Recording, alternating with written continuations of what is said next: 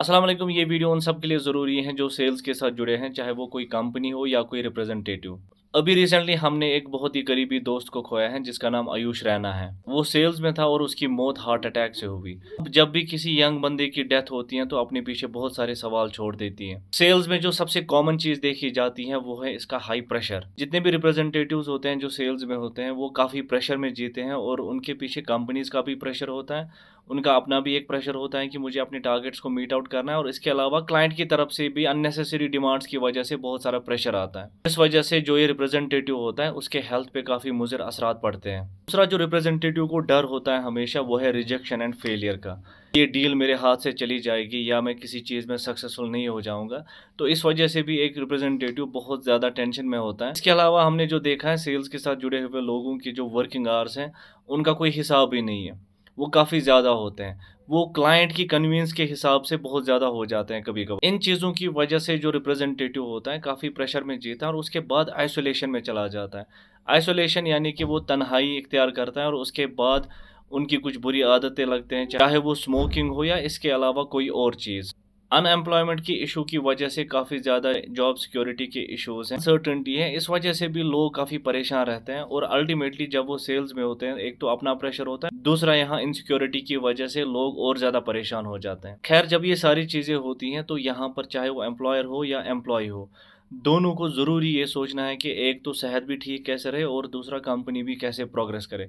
और कंपनी जब प्रोग्रेस करेगी तो ऑब्वियसली एम्प्लॉय भी प्रोग्रेस करेगा। कुछ रेमेडीज़ हैं जिनको मैं डिस्कस करना चाहूँगा। सबसे पहले अगर हम बात करें वो मेंटल हेल्थ की है, जो कंपनी की तरफ से होना चाहिए, जहाँ पर मेंटल हेल्थ के रिलेटेड काउंसलिंग के session, therapies, employ assistance programmes, जहाँ पर एम्प्लॉय की जो नीड्स हैं उनको कैसे फुलफ़िल किया जाए, उनको कैसे असिस्ट किया जाए, इसके बारे में कंपनी की तरफ से सपोर्ट होना चाहिए, एम्प्लॉयर की तरफ से सपोर्ट होना चाहिए अपने एम्प्लॉइज़ का। एक एम्प्लॉयर को हमेशा मेक श्योर करना चाहिए कि एम्प्लॉइज़ की वर्क लाइफ़ है, वो प्रॉपर्ली बैलेंस्ड हो, उनको प्रॉपर ब्रेक्स मिले और साथ-साथ में ह्यूमन डिमांड्स भी होती है। इंसान मेंटली अप या डाउन में चला जाता है, तो एज़ अ एम्प्लॉयर हमेशा ये ज़हन में होना चाहिए कि हम हमेशा अपने एम्प्लॉइज़ को देखें और ख़्याल रखें कि अगर वो कभी उनके जो मूड स्विंग्स हैं या उनको ज़रूरत है ब्रेक की, हम उनको ब्रेक दें। साथ में जो अपने शेड्यूल्स हैं वो रिजिड ना हो, थोड़ी-सी फ्लेक्सिबिलिटी। मैं नहीं कहता हूँ कि हमेशा वो फ्लेक्सिबल होने चाहिए, डिसिप्लिन भी बहुत ज़्यादा ज़रूरी है। But where if you feel कि जो हमारा एम्प्लॉयी है, उसके शेड्यूल में उसको थोड़ी-सी फ्लेक्सिबिलिटी की ज़रूरत है ताकि वो रिफ्रेश होके आ जाए, उनको वो मिलना चाहिए। और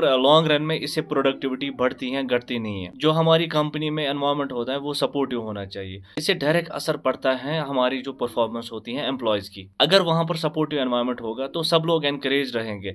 नहीं तो अगर बिचिंग चलती रहेगी, लेग पुलिंग चलती रहेगी, तो वहाँ पर जो काम करने वाला बंदा भी होता है, उसका भी मन करता है कि वो काम ना करे। बिकॉज़ ऐसा माहौल जब हो जाता है, इसकी रिस्पॉन्सिबिलिटी कंपनी पे है कि वो अपनी कंपनी में एक सपोर्टिव एनवायरनमेंट हमेशा रखे। एक कंपनी मेंटरशिप प्रोग्राम्स चलाए, अपने जो एम्प्लॉइज़ हैं उनकी प्रॉपर ट्रेनिंग्स कराए, अपस्किलिंग कराए, जो शोबे से वाबस्ता लोग जिन्होंने परफॉर्मेंसेज़ दिखाई हैं, उनको लाए, उनसे ट्रेनिंग्स करवाए, रियल लाइफ एग्ज़ाम्पल्स दिलवाए, ताकि जो एम्प्लॉइज़ हैं वो भी सीखें, जो उनके क्वेश्चंस हैं वो भी पूछे। जब वो अपने जैसे किसी बंदे को जिसने वहाँ पर सक्सेस देखी हो, उसको देखेंगे उसने कैसे वो अचीव करी है, तो उनके जो सवालात होते हैं उनको भी वहाँ पर जवाब मिल सकते हैं।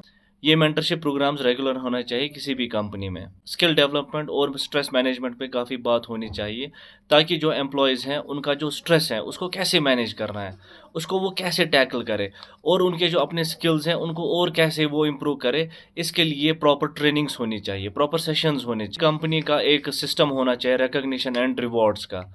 हमने देखा है कि बहुत सारे एम्प्लॉइज़, उनको जब रिवॉर्ड नहीं किया जाता है तो वो डिस्करेज होते हैं और जिनको रिवॉर्ड किया जाता है वो काम और बेहतर तरीके से करते हैं।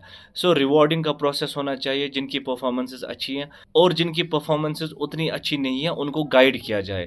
कंपनीज़ में ओपन कम्युनिकेशन होना चाहिए एम्प्लॉयर और एम्प्लॉय के बीच में, कोई भी बात हिडन ना हो, सीधे बताया जाए ताकि इम्प्रूव हो सके चीज़ें। जो एम्प्लॉइज़ हैं वहाँ पर हेल्दी लाइफ़स्टाइल का कॉन्सेप्ट हो कि हमें हेल्दी खाना है, फिज़िकल एक्सरसाइज़ेस और एक्टिविटीज़ करनी है, ताकि जो हमारा स्ट्रेस है, जो एक्स्ट्रा प्रेशर है, उसको टैकल करने के लिए हमारी बॉडी हमें सपोर्ट करे। हैविंग सेड दैट, मैं सब जितने भी हमारे सेल्स के साथ जुड़े लोग हैं उनसे गुज़ारिश करना चाहूँगा कि थोड़ा टाइम अपने लिए भी निकाला करें।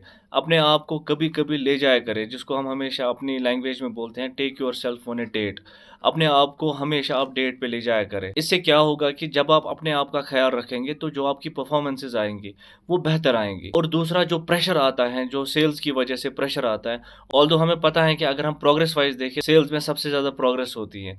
लेकिन इसके साथ-साथ प्रेशर भी आता है और इस प्रेशर को अगर हम जीतना सीख गए, टैकल करना सीख गए, तो जो हमारे रिज़ल्ट्स होंगे, उनसे बेहतर और किसी शोबे में रिज़ल्ट्स नहीं आएँगे। हैविंग सेड दैट, अपनी सेहत के साथ कॉम्प्रोमाइज़ नहीं करना है। अगर आपको कभी भी कोई सवाल हो, तो जो आपके सीनियर्स या जो थोड़ा बहुत चीज़ों को बेहतर तरीके से समझ पाते, उनसे पूछने में शर्म ना करें। एट द एंड मैं यही कहूँगा कि हमने अपने दोस्त को खोया है। मैं अगर दिल से बात करूँ, तो मुझे अभी भी नींद नहीं आ रही। मुझे कंटिन्यूअसली उसकी बातें याद आती रहती हैं, बिकॉज़ हमने 5 साल साथ गुज़ारे हैं और इतनी सारी बातें हुई हैं हमारे बीच। आज ये सोचकर बस आँख में आँसू आते हैं कि हमारे बीच जो रह रहा दोस्त है, वो हमसे दूर चला गया। आप सब लोग उसके लिए दुआ करें और सब लोगों से यही गुज़ारिश है कि अपना ख़्याल रखें। बाकी अस्सलाम वालेकुम।